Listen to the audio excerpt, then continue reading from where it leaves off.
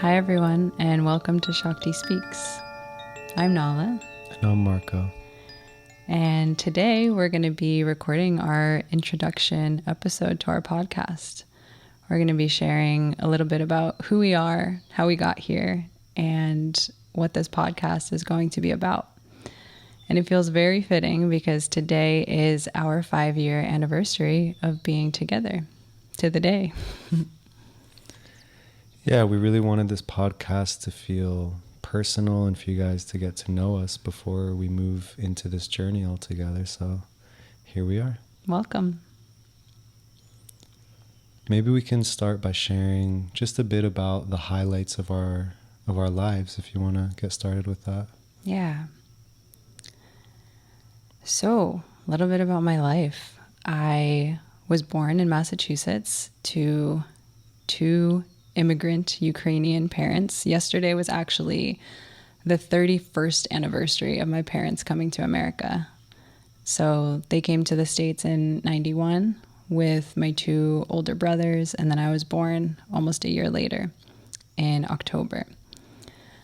So my upbringing was, I would say, very dualistic. Looking back now, a lot of joy and a lot of trauma.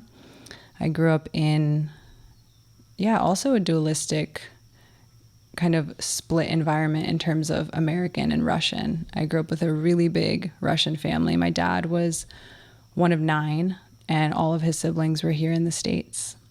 And my mom's whole family is still to this day in Ukraine. So my upbringing was a lot of cousins, a lot of church, a lot of indoctrination as well. That was a really big part of my story, just, growing up in that kind of a community and not really having very much reference to anything outside of that world. So I think that deeply influenced my life.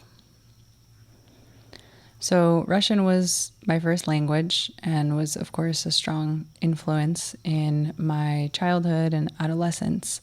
And I feel like I started to sort of more branch out into American culture when I started to go to school in kindergarten, learned English, and started to have more American friends, which for many people in my church was a no-no. So I kind of got both of those worlds and had a pretty standard, upper middle class, white upbringing, was relatively safe and pretty chill overall.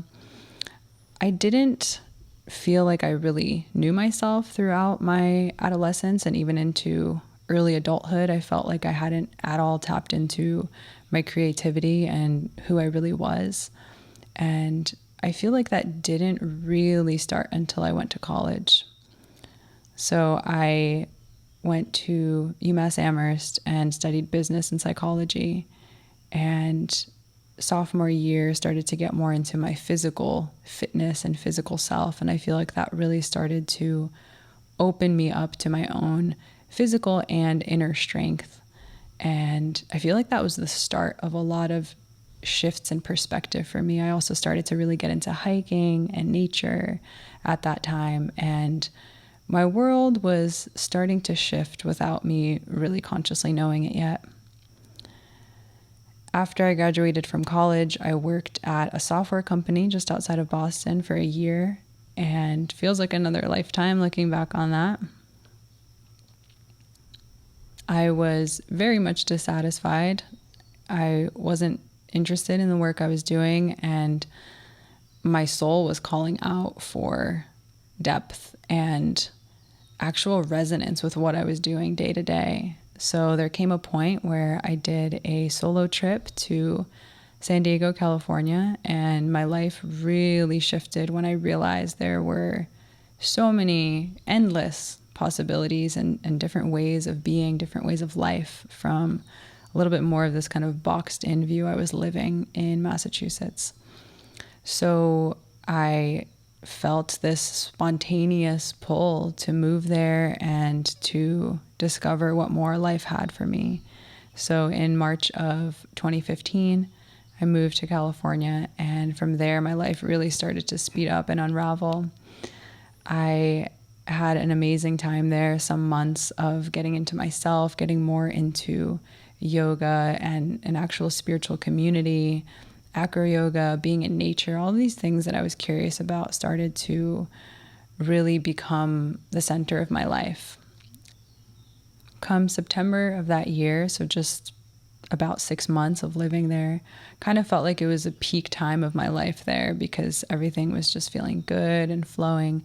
And yet I had this inner call to travel, and I felt like that was the time. Even at the time, I kind of questioned it and felt like, well, maybe I should, hang out some more and travel later. But I had a couple friends that really wanted to go on this trip, and we made it happen. Life really conspired for us to fly to the big island of Hawaii. And I sold my car. I quit my job. That was like round 2 of the, spontaneous adventure of life that was calling me forth. And it was really my soul calling me forth. So I followed that call and had some beautiful months traveling with some friends in Hawaii, in Big Island, at Maui, and Kauai, and then met a close friend who's still one of my best friends to this day.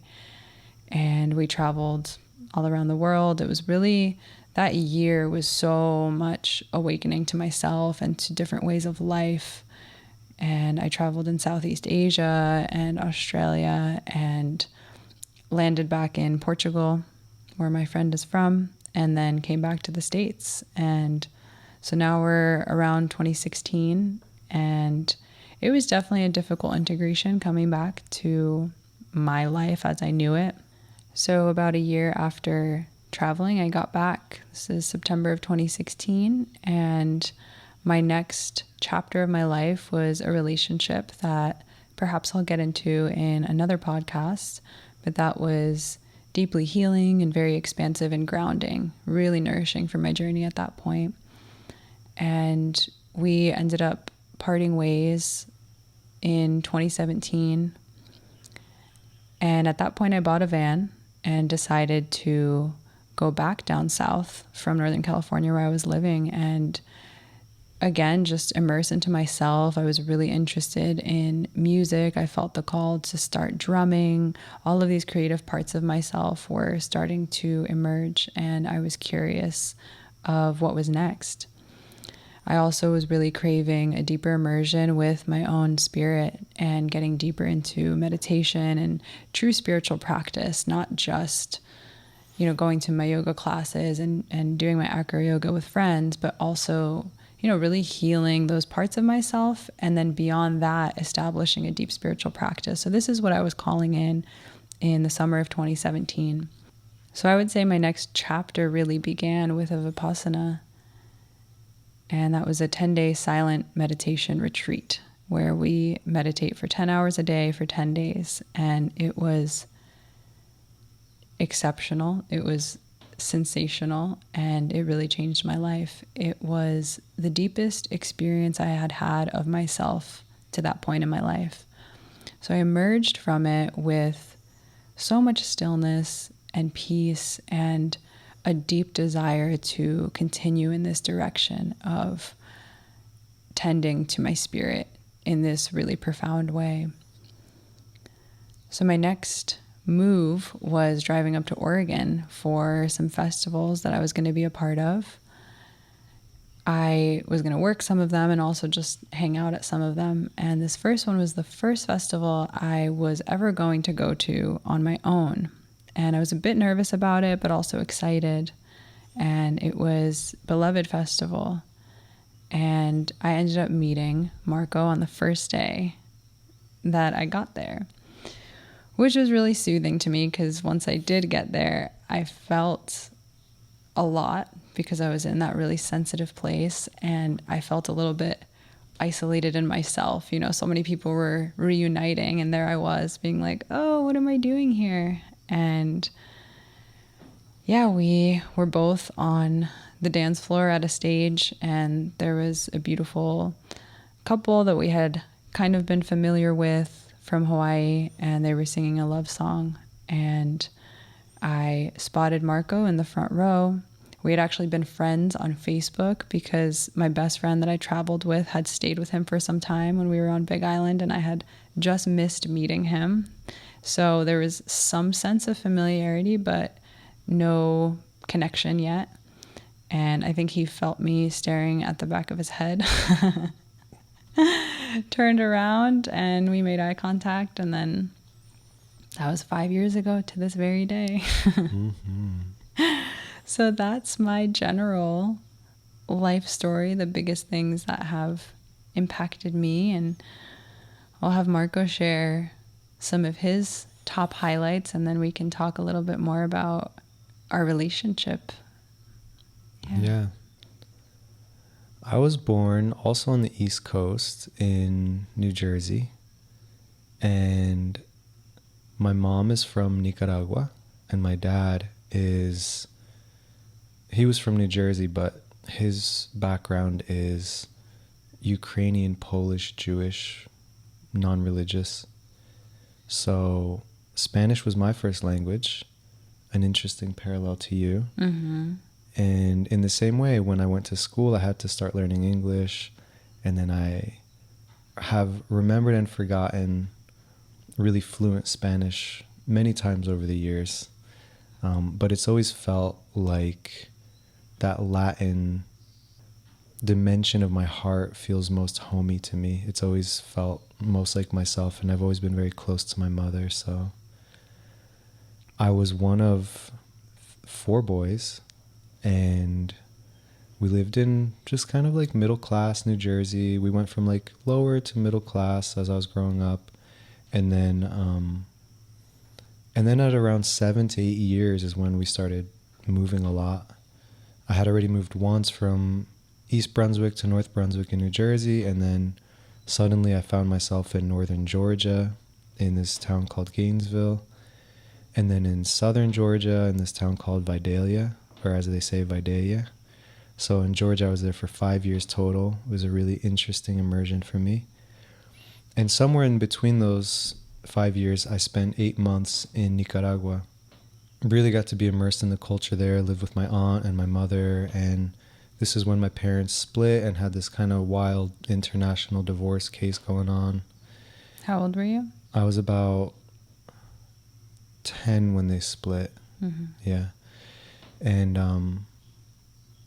yeah, we used to go to Nicaragua every summer, and this time we just ended up staying longer, and there's a lot going on. That's a whole big story right there, but ended up coming back to Georgia and had a really difficult time with my parents' divorce. It was a really intense divorce, and my father ended up getting custody, even though I was closer to my mother, so that was very difficult. And so yeah, I spent some time there in Georgia, and we moved to South Florida when I was about 13. And at this time, I started getting into my angst years. I was wearing all black. I met some friends in high school that helped encourage me in that direction, and started painting my fingernails black. And I was listening to lots of metal. Music's always been a huge part of my life. I have very eclectic taste, but I was definitely heavy on into the angry metal music for some years, and exploring that dark underbelly of society from maybe 13 to 16-ish, 17, started to come out of it, was dating this Venezuelan girl and had my friend. All my friends were close and we were playing music. And so I started to kind of come out of that darkness around that time. And pretty soon thereafter is when I started to remember my yogic path.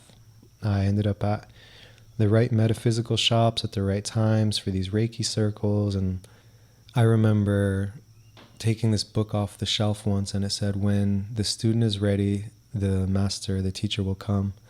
And so that was a really big moment for me, because I felt like I was starting to really take my path seriously. And yeah, shortly after that, I was initiated into Kriya Yoga, a very beautiful yogic path that was made popular by Paramahansa Yogananda and his autobiography of a yogi. So that was life-changing. And from that day forward, I was totally dedicated to my path. And went into this really massive transformation with everything. I was experimenting with fasting. I shifted my diet in big ways, my sleep schedule, just everything was a revolution in my life. And I started to really experience a lot of mystical states. And at this time, I was in college. My journey was just like lightning path. I was just totally focused. I went celibate from ages 19 to 24 about. And that was my life. So I was finishing my religion degree at college when my father invited me and my brothers onto a trip to Africa. We used to do some trips in the summers. So this was kind of like a reunion after some years of us not having done it for a while growing up. And a few days into that trip, it was supposed to be a self-drive safari. We were in a rollover car wreck, and I ended up being in a coma for 2 weeks. This was at the pinnacle of my spiritual journey, so it was very otherworldly for me. I had already been experiencing a lot of out-of-body meditations and journeys, and so it was very, very interesting the way that I was launched out of my body and ended up in a coma for 2 weeks and had a lot of travels out of body and went to the highest of the heavens, the lowest of the hells, and really learned a lot about myself and my purpose for existence, you know? I had been really wanting to just leave this world behind and transcend it. But something in that journey showed me that I was actually here to be of service and help to bridge worlds, bridge realities. So I'll get into that whole journey in some other podcasts because there's a lot to say about it. A very difficult part of it was that 2 of my brothers passed on that journey. So obviously that was very traumatizing for me and my family and has taken a lot to move through that. But it also provided a lot of lessons and a lot of light after the initial shock, you know, and it's taken some years to integrate that, but I was able to recover very quickly because of my yogic practice and the diet I was practicing, and it was very, very miraculous, you know. It was really a special initiation in my life. All this going on, you can see how tragedy can also be really beautiful. And so I ended up, although I had many, many injuries, I was able to recover, and within a year I had graduated college and was on my way to India. And I had a one-way ticket, and I told my parents, you might not have grandkids. I said, I'm going to be a monk, and this is my life, and that's it. And maybe 3/4 of the way through that journey is when I realized I was actually meant to be integrated more with human life, and I wasn't meant to just escape to the Himalaya like I wanted. I had already received so much and had so many of my grand yogic fantasies satisfied that as much as I was kind of kicking and screaming, I knew deep within that I was here to be in the world and help create a bridge, not just escape it. So I got back to the States and went on this kind of crazy yogic journey with my brother, chasing gurus around the US and California and Colorado and things like this, and came into partnership. That's when I ended my celibacy. I was about 24, and I had a 3.5-year relationship. And that relationship ended up taking me to Hawaii, to Big Island here, at the very beginning of 2014. We spent about a year here together, did some travels, and ended up breaking up. Learned a lot. We'll share more about that on our relationship podcast. And then spent a couple years in Hawaii here by myself, really learning myself again. After such a deep immersion with somebody, I was in my Saturn return, and I just experienced such deep peace. It was really amazing. So this was like 2015, 2016. Exactly. Around the times when I was traveling and we were just missing each other. Yeah, I mean, I think I saw you at the lawn once. Yeah, you know? yeah. I was like, oh, who's that pretty girl? Yeah. And then I probably friended you because of that, actually. And yeah, so 2016. Mm-hmm. And then I And was, life was like, not quite yet.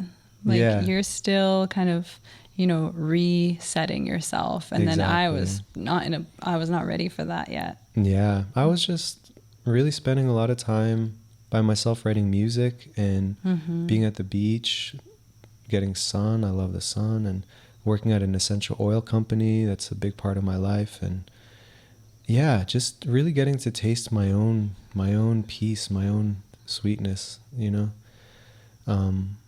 which I really needed after that relationship. And also just in my spiritual path at that time, I didn't know it, but I was preparing for a deep immersion with you. Mm-hmm. So I really needed to be in my own self and learn to love myself and be in my peace. So I was in a really good place when I got this impulse to go to the mainland and go to these festivals I'd been wanting to go to for a long time. So I bought my ticket to Beloved, to the Oregon Eclipse Festival, and then to Singing Alive, and hopped on a plane. And I only knew my first ride. It was one of these just like trust falls. I knew that I was going to get picked up in Portland and taken to Beloved, and I didn't know what was happening from there. And then I turned around because I felt this heat on the back of my head, and I was like, what's going on here? Did you really? Did you feel heat? No, it wasn't heat. It was just an impulse. I just thought it was funnier that way. Imagine you laser beaming I know, the it back makes of me my sound head. so creepy. No, you weren't creepy. You were gorgeous. And I felt really calm and peaceful around you. I didn't get that weak in the knees, Yeah. I just got this sense of spaciousness, and I was like, oh, this feels nice. And I invited you to smell some essential oils and hang out. And then we had our beautiful, beloved weekend. Yeah, I also felt really, really comfortable when we met. I remember us hugging and looking into your eyes and just feeling such familiarity, that it really felt like family, like it felt like home, Yeah. And it's true, it wasn't this like, oh my God, you're the one, we're gonna, it was just like, oh, wow, hi, like it felt like I could just be myself. And that whole weekend was just naturally really sweet and self-paced, and we had the same 3 tickets to the same 3 festivals, so we knew we would keep seeing each other. So we made our way to Oregon Eclipse and spent some time there, same with Singing Alive, and between those 2 is when you hopped up in my van. Yeah. That was it. And I remember being very timid.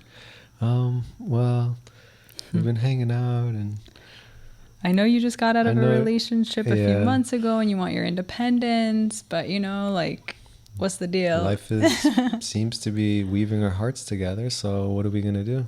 Yeah, and I was open. I definitely felt at that time a natural protection of my spiritual path, but every step of the way life was like, this is your spiritual path, open your heart. And it was so obvious from really that moment on.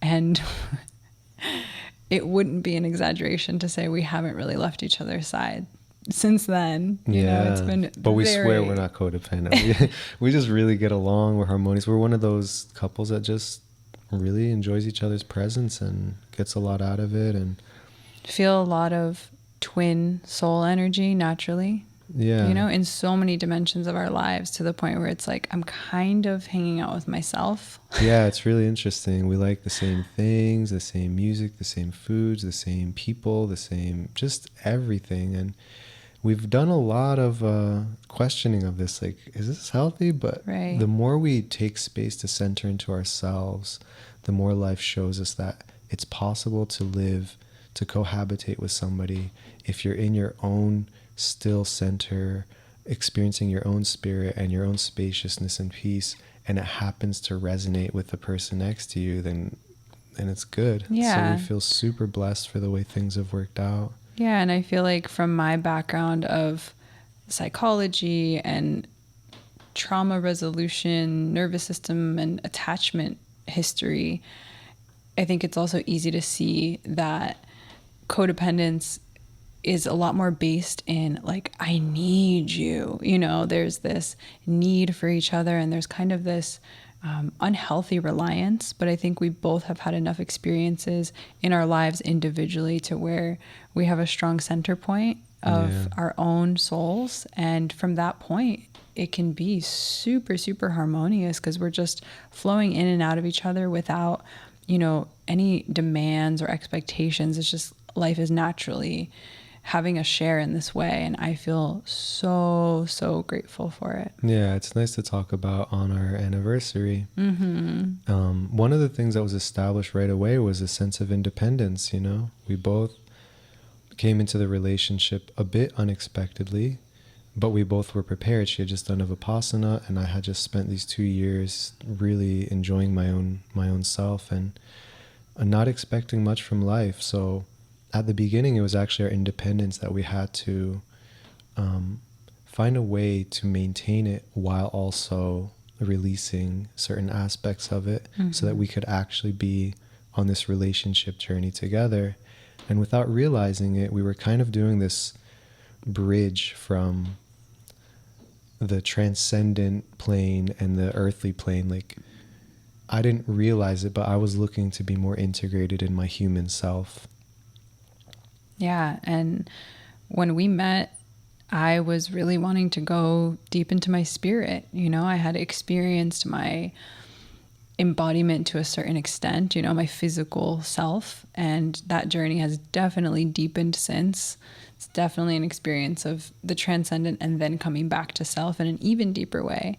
But I think we really bridged, we really met in the center, in the heart, and brought you back down to the earthly plane. I was flying high, and I didn't know that, but I needed relationship to ground me and to let me really walk on the earth rather than a few inches above it like I was, you know. And then you were looking to launch off a little bit, so it's really blessed how we met. And we ended up traveling, so I did hop up in her van. She said okay. And there was some adjustments. Obviously we had a lot of adjustments, and but it was beautiful overall. And we got to travel from Oregon all the way down the coast slowly, stopping in all of our favorite spots until we got to San Diego, and then decided to visit our parents on the East Coast and then come back and fly over to Hawaii. So we were here for about 8 months before Kilauea erupted. And so this was May of 2018. May of 2018, we're sitting in an herbal class together with a good friend of ours, and someone busts in the door and says, oh, they just spotted a fissure in Leilani Estates. A crack in the road on... Yeah, and there's steam coming out, and it might be something big. So, and we had just done what we were just doing the maypole, the Beltane, the celebration festival. So there was a lot moving at that time, and my mom was visiting, and it was really a really expansive time. It was really wild. We had been sitting in a few medicine ceremonies, and my mom was going through it, and where we were living together, it felt like everybody was coming to suffer together, and it had been raining for months, and then all of a sudden the lava goes off, and it was a really, really difficult and powerful time. Y'all can think back to what was going on for you in 2018. I think collectively it was just like the earthquakes, of this volcanic eruption. It was like we're starting to see the cracks in the collective, and we know something's about to go down.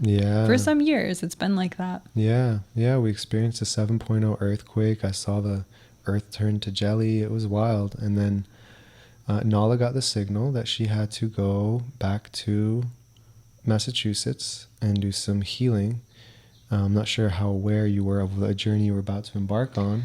I don't really think I was that aware. I think I was aware to a certain extent. I mean, my soul knew I needed some support, but I had been in and out of, to varying degrees, some eating disorders and just, dysfunctional living. A lot of my childhood traumas had manifested in this way of a lot of focus on control, perfection, food, body, all these kinds of things, which I'm sure I'll talk about that journey a lot more another time. But I'm really grateful that it landed me back home to a space where I had the safety and the grounding and my mother's support to recover and to heal myself and to really just lay low and rest. And it was huge for me. It was definitely the biggest breakdown, kind of dark night of the soul that I had experienced. Like there was no comparison at that point in my life. So even during that time, I had to be alone. I had to just fully focus on my path and strip myself completely naked and go deep into my own dark underbelly.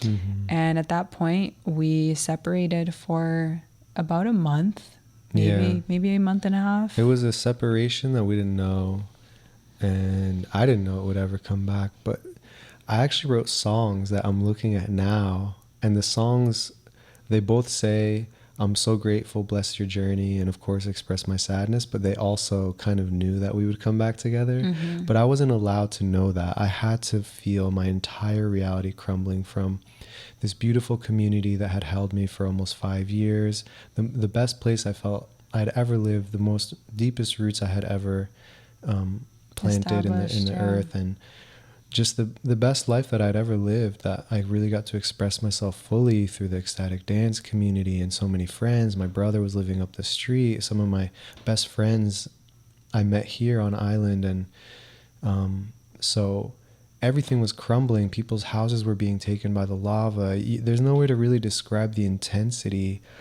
of the molten earth coming up and swallowing everything that you hold dear, the magnetic pole shifts, the earthquakes. Like, it was really, really insane. And so everything, that was the summer of everything crumbling. And somehow I escaped out. It took a lot of momentum to get out of the energy field, and my brother and I flew back to Florida. And we didn't talk until your birthday. Yeah, so I left in July. I think we broke up at the end of June maybe, and then I was just kind of bumming around on my friend's couch in Miami, super sad for like a month, just really in agony. And then on my birthday, Nala reached back out, and we had an agreement to not talk because she really needed her space. And then we talked for like 8 hours or something crazy, 7 or 8 hours, on overnight. And then I was gonna go fly up and meet her back up. Yeah, and I felt like that was sort of the rebirth of our relationship. It was completely resetting everything, and also it gave me the opportunity to be completely embodied in who I am without all of these, the old structures and the old blockages that came with all the eating disorder stuff. I felt like I could actually be myself and have my voice back and have my center back in a deeper way than I had known. So that was really key for us to come into the next big evolution of our relationship. Yeah, and I had to also just completely let go, have zero attachment. That's why we say that this independence has been established in a really strong way from the beginning, because even within that first year of feeling like this deep divine love has come into my life, I had to release that. She had to release that. And so everything was crumbling, and then we found each other again at the right time.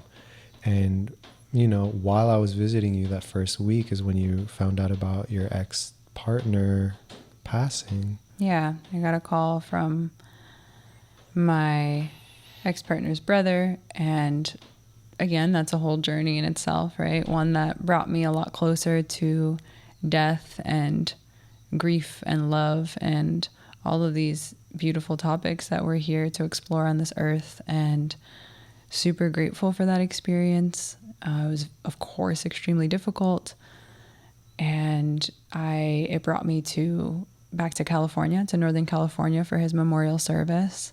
And it was very testing because I was not in a physical position really to travel, but my spirit knew that it had to move on. And so it was a hard time for me. And yet the journey continued.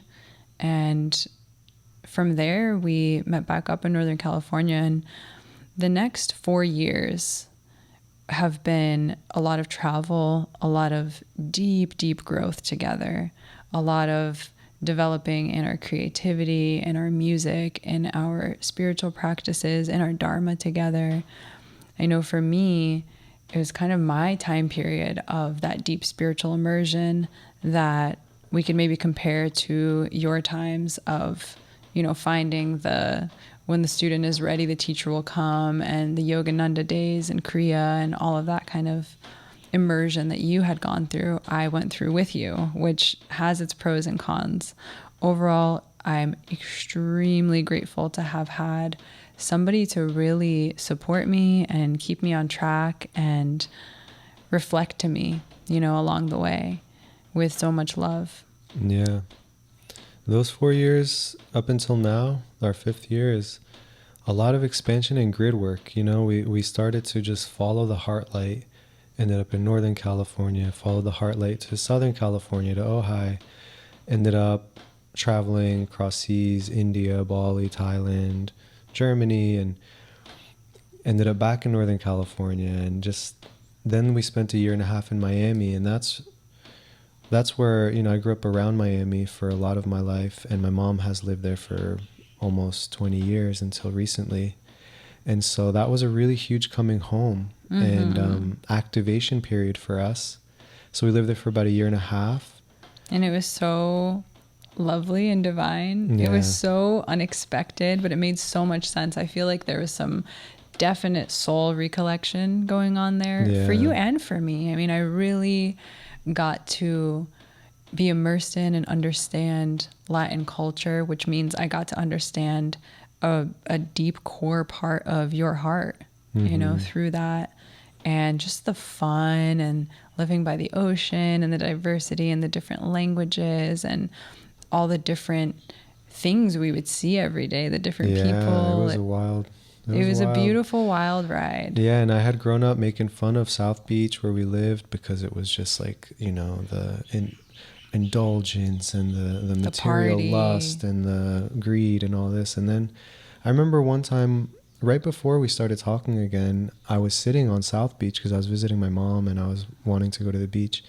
And I was just meditating and I realized there's a really strong Shakti here. It's just what people do with it that's kind of messed up, Mm-hmm. So then that prepared the way for us to live there. And it was beautiful.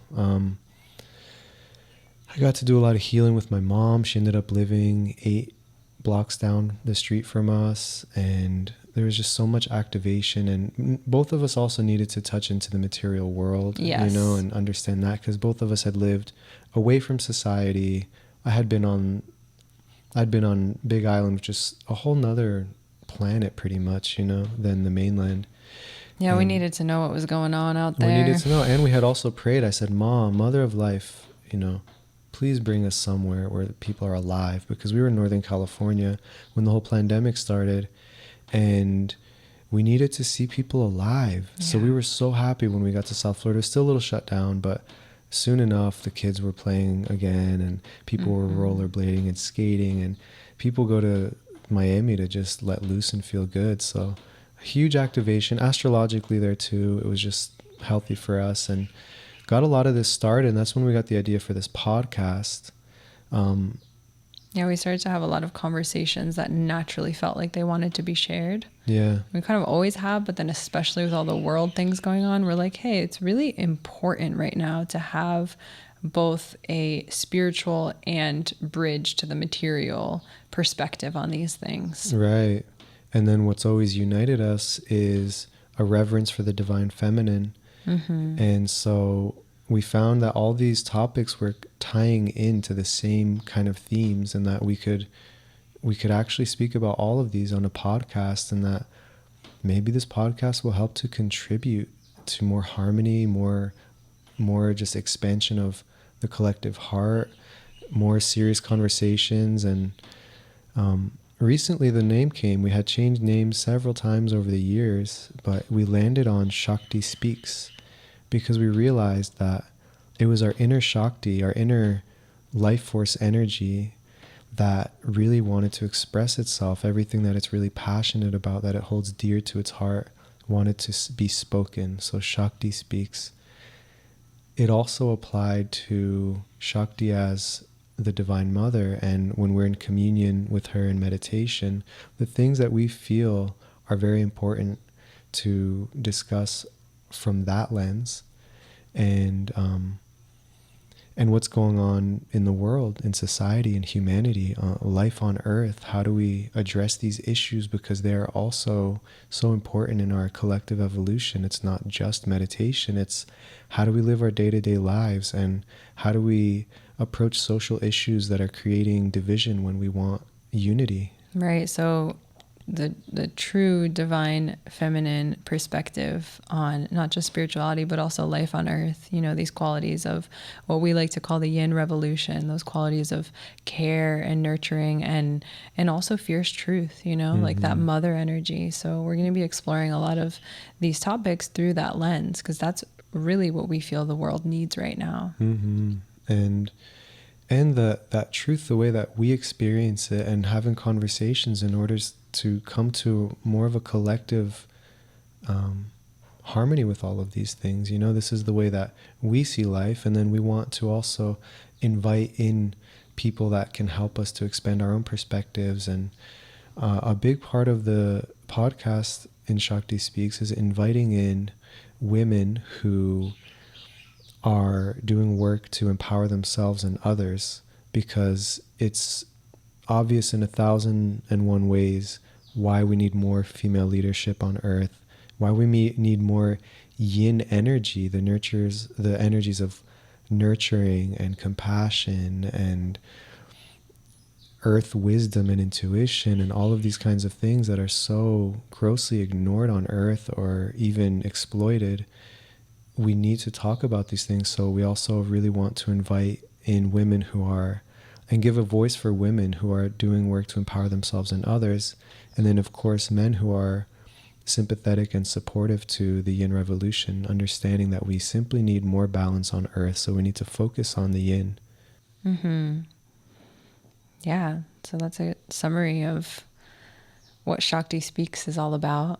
And perhaps we can give a little summary of some of the topics we might talk about. Yeah. I know that one I'm excited about soon is trauma and spirituality, because it really encompasses some of the work that you do and the work that I do in the bridge we've created. You know, I've learned so much about trauma healing through Nala in my own healing journey, through a lot of trauma that has been uncovered in my life, and the way that spirituality plays into it. And I'm sure that you've experienced the same thing of how spirituality plays into your healing journey with trauma. So yeah.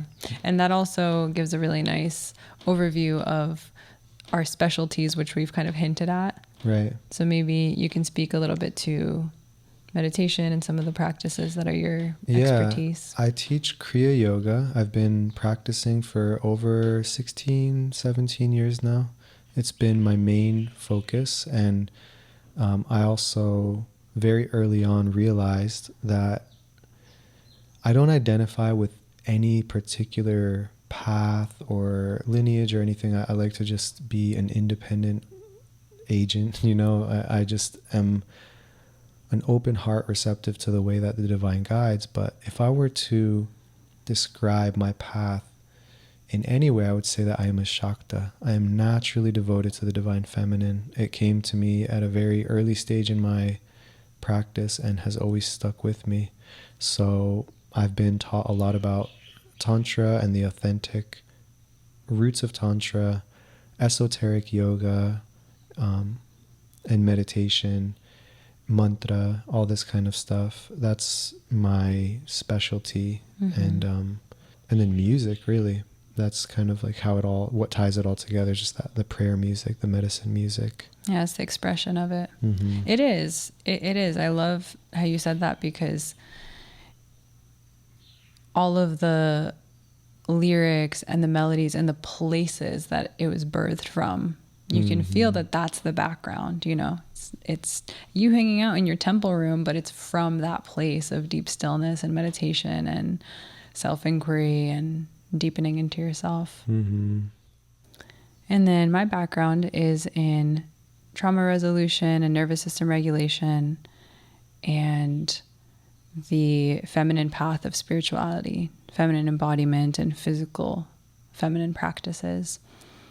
And I feel like the core of my work is to support women in resolving these different fragments within themselves so that they can come into spiritual wholeness. So whether people realize it or not, the practice itself is very spiritually oriented, even though it is trauma based. So I feel like my life is a natural bridge of trauma in this earthly realm and then our spirits. And so I feel like I've had a really deep dive, not only into my own trauma, which of course has brought me to this work, but also to how the two connect and why it's important to be aware of both, you know, how they influence each other, how trauma influences our spiritual path and can even slow us down or block us from these deeper places. And then at the same time, how our spirit drops into our physical bodies and how we can live that here on earth. So those are kind of the two specialties that we're into. And then together we both have strong influences of both. So I think that podcast will be exciting. Any other topics that... Yeah, I'm excited for you to talk more about your somatic experiencing practice. Also, big one that's come up lately is the movement of female erasure that's happening in the world, and something we really want to talk about, and presence. It's something that people are being canceled for talking about, which is obviously not right. This return to the mother energy. We want to share insights on the tantric path, on meditation, pranayam, practical things like this. We want to explore esoteric yoga and really take apart tantra and neo-tantra and all of that. And then we also want to talk about societal issues and what's going on in the world. And we also started this podcast so that we could just get real on a lot of topics and a lot of issues that people are either afraid to talk about, or where there's a lot of dense layers of protection or speculation. You know, there's so much going on in the world right now that we're not allowed to talk about. And then whether you're talking about politics and social issues or the spiritual scene, where there's a lot of kind of hiding and a lot of untruth. Like, we really want to unravel these untruths because it'll ultimately help people to go deeper on their path, you know, and things that we can all relate to on the spiritual journey, where the ego comes in, the spiritual ego comes in and takes over. And this kind of stuff, we want to just have a space to air it out and open conversation so that we can all be liberated from them, whether it's a social or spiritual issue. It's really all the same. It's about human liberation. It's about opening the heart to deeper and deeper depths and evolving together. Yeah, I feel relieved just hearing you say that. You know, I feel relieved at the conversations that are to be had, and just that feeling of seeing things, or maybe not even seeing them, but then hearing the truth of the matter feels so liberating for the soul and for the collective. So I'm really excited to just cut through some of the BS lines and just get to the core of things and start to really live and embody those places. Right. And we're here to learn as much as we're here to share. So we also are really excited to just have differing perspectives and get to really unravel these things together. So that's a big part of the podcast as well. And some of the topics I'm excited to talk about, yes, somatic therapy, of course, relationship. You know, that's we are on the path of relationship. We are growing and awakening through our relationship together. And I think we've learned so many golden keys, you know, of relating. Also just the spiritual path, the soul path, you know, our journeys, some personal stories I'm sure we'll share along the way. It's a big part of it all. Sacred sensuality. Yes. Sex as a mode of healing and expansion. What that really looks like and feels like. Yeah. Sexual trauma on the planet. Yeah. Right? Huge one. Yeah. We're really going wide range here, but what the theme that ties it all together is a return to the mother, to Mother Nature, to the mother within our own hearts, and to the mother of life. Mm-hmm. Yeah, so this is a lot of what you can expect from this podcast, and I think we can tie it all together with where we are now. We stopped with our journey in Miami, Mm-hmm. and that was earlier this year, 2022. We had the call to leave, and our lease ended in March. So Ma took us on a crazy ride, another adventure, where we didn't know where we were going next or what was happening. Full surrender, total synchronicities, the whole thing. Grace coming in from unexpected places and giving all the divine signs and all the divine numbers. I'm reading The Alchemist again in Spanish around the time that this happened, and it's like perfectly syncs up with our journey. And after all this end up back on Big Island. Yeah. Back on the root chakra, on the rebirth island, and recently experienced a lot of powerful rebirthing and radical transformation in order to get this started. Yeah. So it feels very fitting that this place has always felt like a home center for us. Maybe not a long-term, forever home, but a place that's very special for our hearts and our spirits. And we now feel the full alignment to come into our creative selves and our offerings and really be in the world. So it feels like a special time to start to actually bridge and step out of this beautiful little inner cave portal that we've been in for the last 5 years together. Yeah. And really for both of us, our whole lives. We've not been on screen. I mean, I have like 5 pictures on my Instagram. I haven't posted on Facebook. Like, I'm not in the world. So this is a nice, big, beautiful stepping out at the right time. And we're so excited to share more with you. We're so excited to see where this all goes. If anybody wants to be on this podcast and share their special magic and wisdom, then you understand the themes, and we'd love to talk to you about it. And yeah, that's a bit about us and our podcast. We hope you enjoy and that you'll stick around. Much love. Much love. We'll see you. See ya.